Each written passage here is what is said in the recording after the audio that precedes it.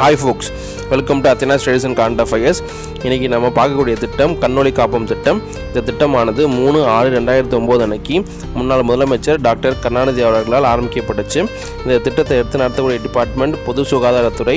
இந்த திட்டத்தோட முக்கியமான நோக்கமே பார்வை குறைபாடுடைய மாணவர்களுடைய பார்வையை சரி செஞ்சு அவங்களுடைய வருங்காலத்தை மீட்டெடுக்கிறது தான்.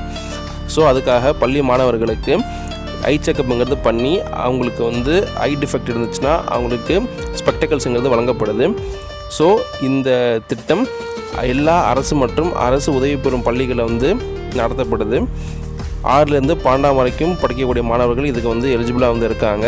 வருஷத்துக்கு ஒரு முறையானது இந்த சோதனை நடத்தப்படுது.